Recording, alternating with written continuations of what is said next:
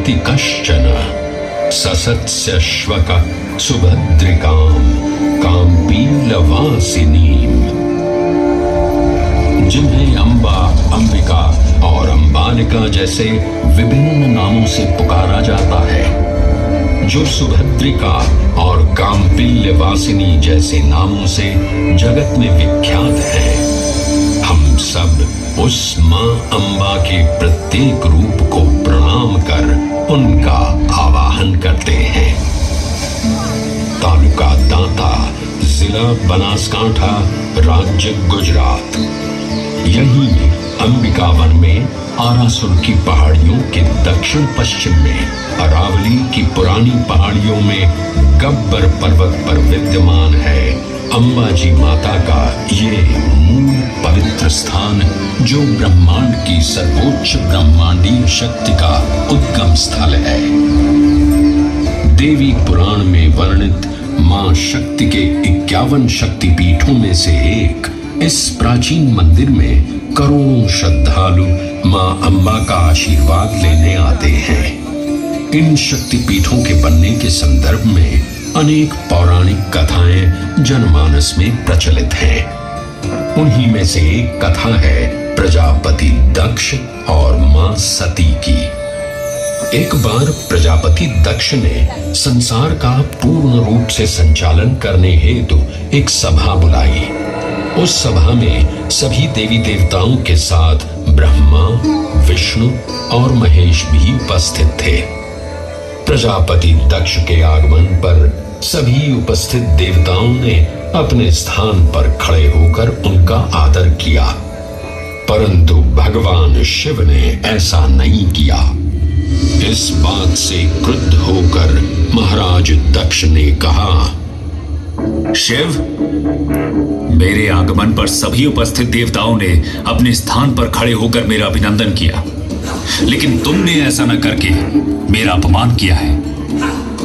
तुम जैसे मुंडधारी, गले में नाग को लपेटे, शरीर पर शमशान की भस्म लपेटे प्रेत को तो इस सभा में बुलाना ही नहीं चाहिए था। परंतु मेरे दामाद होने के कारण तुम्हें इस सभा में बैठने की अनुमति मिली। ये सब ज्ञात होते हुए भी तुम्हारा यह दुर्व्यवहार हमें स्वीकार नहीं है। हे प्रजापति, अगर आपको ऐसा लगता है कि मैंने खड़े ना होकर आपका अपमान किया है, तो मैं क्षमा प्रार्थी हूं। आप मेरी अर्धांगिनी सती के पिता हैं। मैं भला आपका अनादर कैसे कर सकता हूं? मेरे हृदय में आपके लिए सदैव आदर एवं प्रेम ही है। तुम अपने प्रपंचों से मेरी पुत्री सती को भ्रमित कर सकते हो शिव, परंतु मुझे नहीं। मैं अभी तुम्हें इस दुराचार का दंड दूंगा। जाओ, मैं तुम्हें श्राप देता हूं शिव कि इस संसार में अब जब भी कोई यज्ञ का आयोजन होगा, तुम सभी यज्ञों से बहिष्कृत रहोगे। तुम्हें किसी भी यज्ञ में पूजा नहीं जाएगा। प्रजापति दक्ष के इस श्राप से तो मानो जैसे पूरे संसार में पूजा पाठ करना ही निषेध हो गया था। शिव की आराधना किए बिना भला कोई यज्ञ कैसे आयोजित कर सकता है? तब नारद मुनि अपने भ्राता दक्ष को समझाने उनके पास पहुंचे और उनसे कहा, नारायण नारायण भ्राता दक्ष, क्रोध के वशीभूत आपने तो देवों के देव महादेव को ही श्राप दे दिया। ऐसा लगता है कि संसार में ना तो अब पूजा पाठ होंगे और ना ही यज्ञ होंगे, क्योंकि महादेव की आराधना किए बिना तो सब पूजन विधान अधूरे ही रहेंगे। यह केवल आपका भ्रम है भ्राता नारद, केवल भ्रम। आपको और समस्त संसार वासियों को अगर ये भ्रम है कि उस अघोरी शिव के बिना पूजा पाठ या यज्ञ नहीं हो सकते, तो मैं स्वयं ही एक यज्ञ का आयोजन कर सभी की शंकाओं पर पूर्ण विराम लगा दूंगा। नारायण नारायण नारायण नारायण। प्रजापति दक्ष ने कनखल में एक उत्तम यज्ञ का आयोजन किया। उस यज्ञ में सम्मिलित होने के लिए प्रजापति ने ब्रह्मा, विष्णु, इंद्र एवं सभी अन्य देवी देवताओं को आमंत्रित किया, परंतु अपनी बात सिद्ध करने हेतु उन्होंने भगवान शिव और सती को निमंत्रण नहीं भेजा। जब सती को ये ज्ञात हुआ तो वो स्वयं ही यज्ञ में सम्मिलित होने एवं अपने पिता से मिलने कनखल जा पहुंची। सती को देखकर प्रजापति दक्ष क्रोधित हुए और उन्होंने अपनी ही पुत्री का तिरस्कार करते हुए कहा,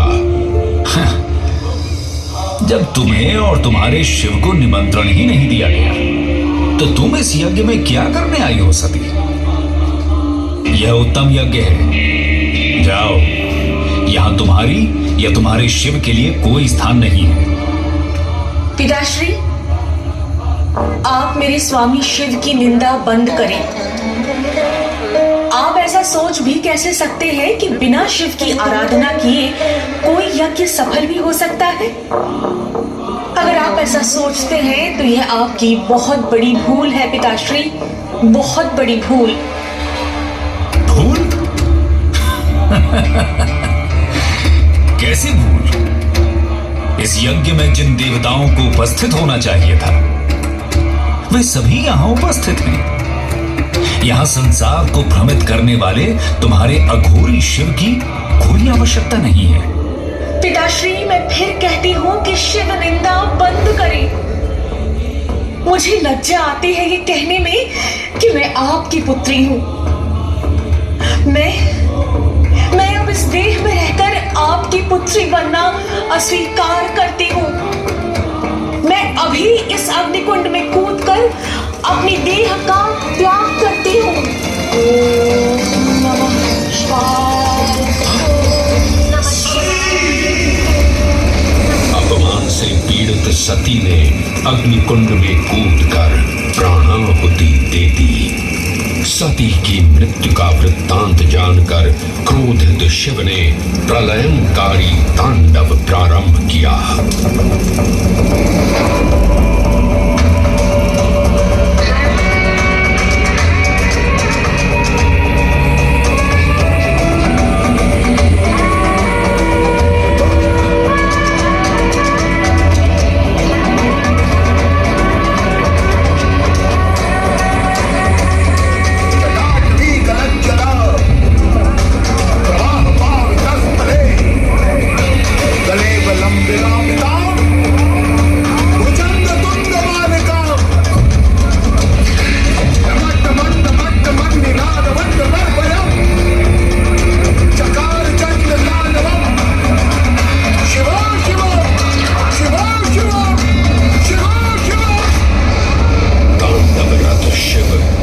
स्थल पर पहुंचे और सती की दिव्य देह को अपने हाथों में उठाकर चारों दिशाओं में विचरण करने लगे।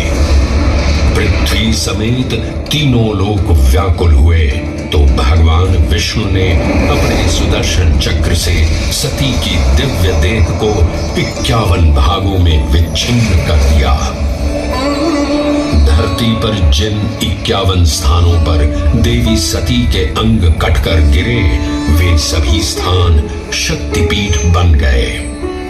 तंत्र चूड़ामणि में वर्णन मिलता है कि देवी सती का हृदय गब्बर पर्वत पर इसी स्थान पर गिरा था जहां आज ये प्राचीन मंदिर स्थापित है।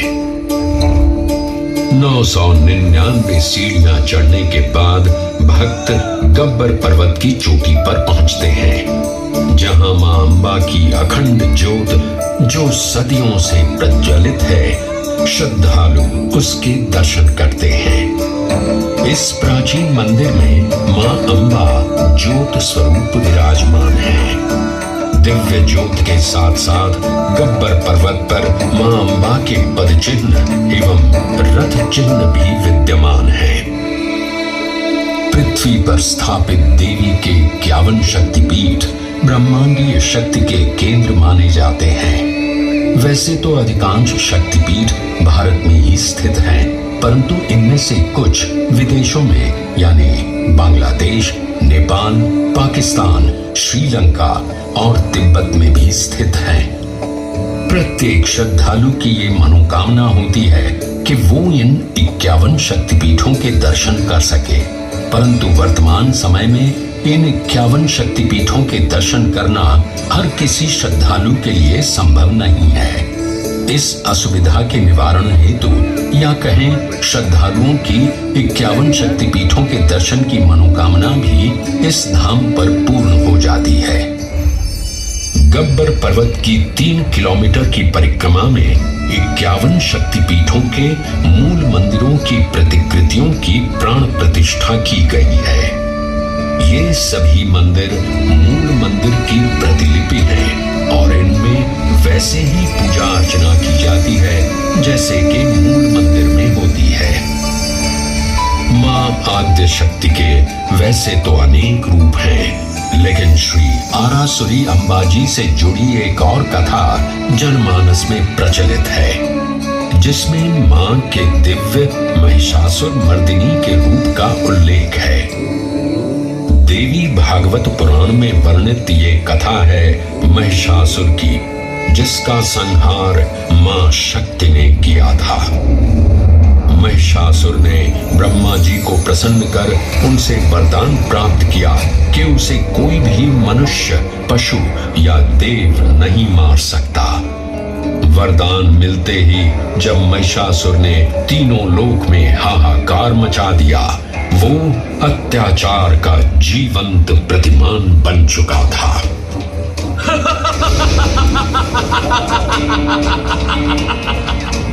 मेरी शक्तियों के समक्ष अब कोई भी देवता या मनुष्य मुझे परास्त नहीं कर सकता। ब्रह्मा जी के वरदान से तो मैं अब काल को भी चुनौती दे सकता हूँ।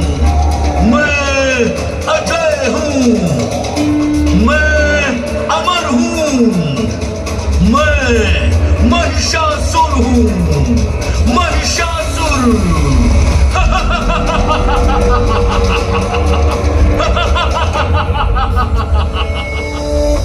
महिषासुर के आतंक को रोकने के लिए भगवान ब्रह्मा, विष्णु और महेश ने सर्वोच्च मूल ब्रह्मांडीय शक्ति महादेवी आद्य शक्ति की पूजा की, जिससे देवी शक्ति ने 10 हाथों सहित देवी दुर्गा का सुंदर रूप धारण किया। लगातार 9 दिन और रात तक चले इस युद्ध के अंतिम 10वें दिन मां दुर्गा ने अपने पवित्र खड्ग से महिषासुर का वध किया और महिषासुर मर्दिनी के नाम से जगत में विख्यात हुई।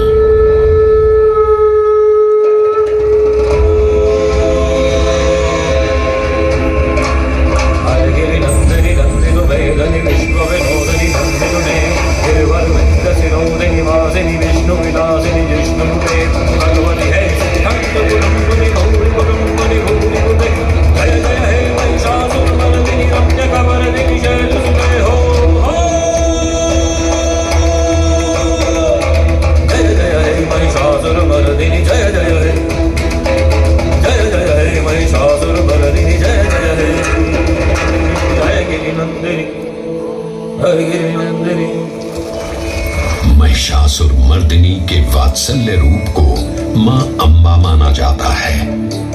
गब्बर पर्वत से लगभग 5 किलोमीटर दूर मां अंबा का नवनिर्मित निज मंदिर भी स्थापित है। वैसे तो ये मंदिर 1200 वर्ष पुराना है, परंतु वर्ष 1975 में इस मंदिर परिसर के पूर्ण जीर्णोद्धार का कार्य आरंभ हुआ। ये मंदिर अपनी सुंदर वास्तुकला एवं भारतीय पारंपरिक संस्कृति के लिए भी व्यापक रूप से प्रशंसित है। अद्भुत नक्काशी से परिपूर्ण इस मंदिर के 103 फीट के शीर्ष पर एक स्वर्ण कलश स्थापित है।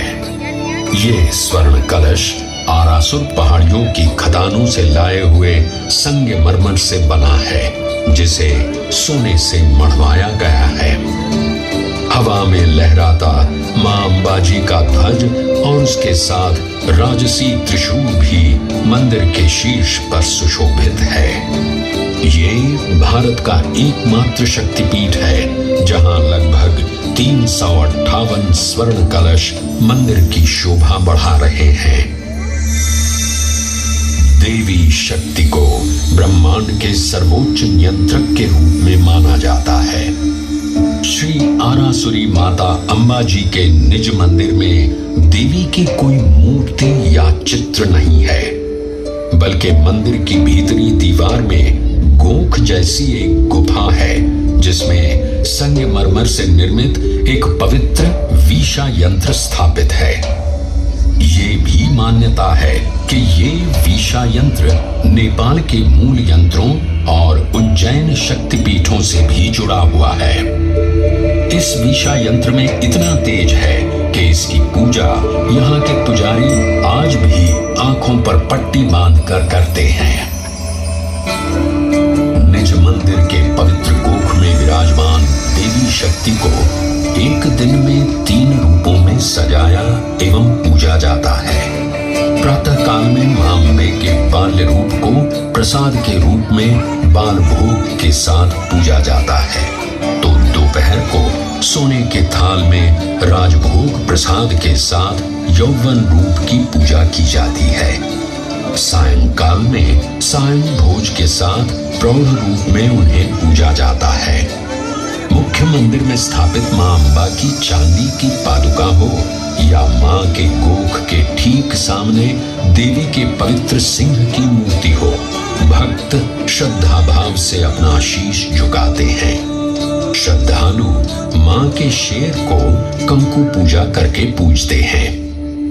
इसी निज मंदिर के सामने चाचर चौक है जहां एक अखंड ज्योत आज भी प्रज्वलित है। पौराणिक कथा के अनुसार इस अखंड ज्योत को मां अम्बा के भक्त अखेराज ने प्रज्वलित किया था। हर युग में मां अम्बा ने अपने भक्तों का उद्धार किया है और उन भक्तों में मर्यादा पुरुषोत्तम प्रभु श्री राम का नाम भी आता है। त्रेता युग में घटित ये किंवदंती आज भी यहाँ सुनाई पड़ती है। माना जाता है कि सीता माता की खोज करते हुए भगवान श्री राम और लक्ष्मण अर्बुदा के जंगलों में आए थे। यहाँ उनकी भेंट ऋषि श्रृंगी से हुई। ऋषि श्रृंगी ने ही श्री राम को देवी शक्ति की आराधना करने के लिए प्रेरित किया। मर्यादा पुरुषोत्तम भगवान श्री राम ने जब देवी की आराधना की तो मां अम्बा ने उन्हें दर्शन दिए। हे राम, मैं तुम्हारी आराधना से प्रसन्न हूँ। बोलो, तुम्हें क्या वरदान चाहिए? हे जगत जननी, हे सर्वेश्वरी, आपका दर्शन प्राप्त करना ही मेरे लिए सबसे बड़ा वरदान है। आप सर्वव्यापी हैं, सब जानती हैं। अगर आप मुझे कोई वरदान देना चाहती हैं तो कुछ ऐसा वरदान दीजिए जिससे इस संसार का कल्याण हो सके। हे दशरथ नंदन, मुझे ज्ञात है कि आप इस भूलोक पर क्यों अवतरित हुए हैं। मैं आपको दिव्य अजय बाण प्रदान करती हूँ। यह बाण अचूक है। आप इससे जिस भी प्राणी पर प्रहार करेंगे उसकी मृत्यु निश्चित है। मान्यता है कि इसी अजय बाण से श्री राम ने रावण का वध किया था। श्री आरासुरी माता अंबा जी मंदिर के ठीक पीछे समर्पित अजय माता मंदिर स्थित है।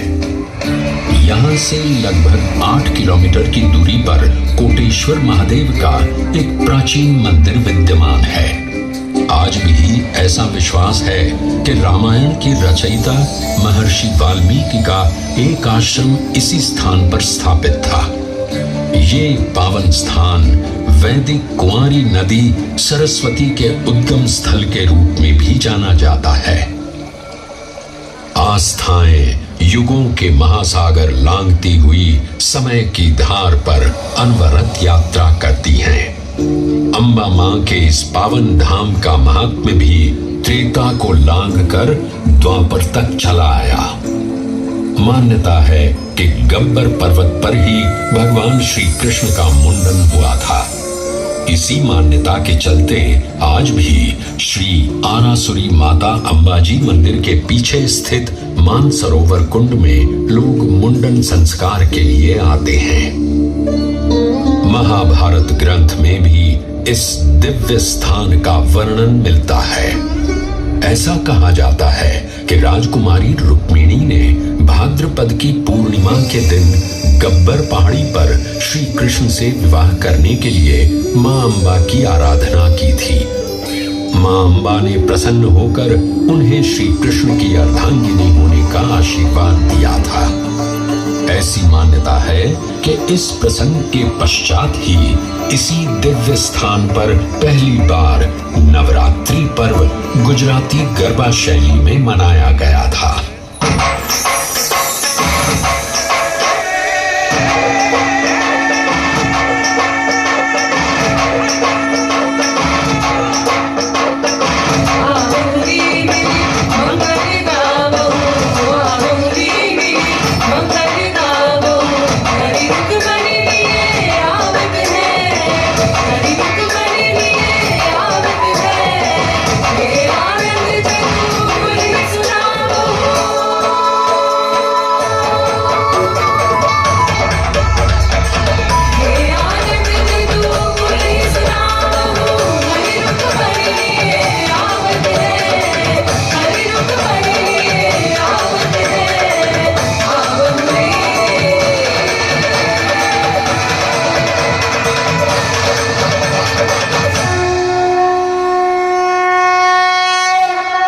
अंबाजी में भाद्रपद पूर्णिमा के शुभ अवसर पर बहुत बड़े मेले का आयोजन होता है। 7 दिन तक चलने वाले इस मेले के दौरान देश विदेश से आने वाले श्रद्धालुओं का आंकड़ा 25 से 30 लाख तक पहुंच जाता है।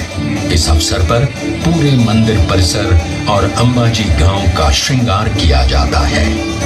इस मेले के अलावा यहाँ लाखों श्रद्धालु कार्तिक सूद, पौष सूद पूनम, चैत्र नवरात्रि, श्रावण वद अमावस्या, आश्विन सूद नवरात्रि जैसे पावन त्योहारों पर आयोजित मेलों में भी मां अंबा के दर्शन करने आते हैं। गुजरात पवित्र यात्रा धाम विकास बोर्ड, गुजरात सरकार एवं श्री आरासुरी अंबाजी माता देवस्थान ट्रस्ट हर वो सफल प्रयास कर रहा है जिससे इस देवस्थान की गरिमा उत्तरोत्तर बढ़ती जाए। इन प्रयासों को प्रोत्साहित करने हेतु उनका समर्थन और कोई नहीं बल्कि हमारे देश के माननीय प्रधानमंत्री श्री नरेंद्र मोदी जी तब से कर रहे हैं जब वो इस राज्य के मुख्यमंत्री थे। 51 शक्तिपीठों की प्रतिलिपि को इस देवस्थान पर स्थापित करना उन्हीं की सृजनात्मक सोच का परिणाम है, जिससे कि हर श्रद्धालु अपने देश में एक स्थान पर ही सभी 51 शक्तिपीठों के दर्शन कर सके। सन 2008 में 51 शक्तिपीठों के मूल मंदिर की प्रतिलिपियों के निर्माण कार्य हेतु उनके द्वारा यहाँ भूमि पूजन किया गया और 2014 में ये निर्माण कार्य पूर्ण भी कर लिया गया। गुजरात सरकार इस शक्ति तीर्थ और इसके आसपास के संपूर्ण विकास और नवीनीकरण के लिए समर्पित है। निष्ठा, समर्पण एवं हृदय में सेवा भाव लिए गुजरात सरकार सभी श्रद्धालुओं का श्री आरासुरी अंबाजी माता मंदिर के तीर्थ स्थान में सदैव स्वागत करता है। रिद्धि दे, सिद्धि दे, वंश में वृद्धि दे, हृदय में ज्ञान दे, चित्त में ध्यान दे, अभय वरदान दे। दुख को दूर कर, सुख भरपूर कर, आशा को संपूर्ण कर, सज्जन जो हित दे, कुटुंब में प्रीत दे, जग में जीत दे, माया दे, साया दे और निरोगी काया दे। मान सम्मान दे, सुख समृद्धि और